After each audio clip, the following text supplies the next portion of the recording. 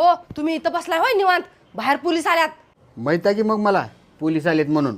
मला असं वाटतंय आपल्या शेजारी कुठं तर चोरी झाल्या वाटतं. चोरी तर घरात पण झाले.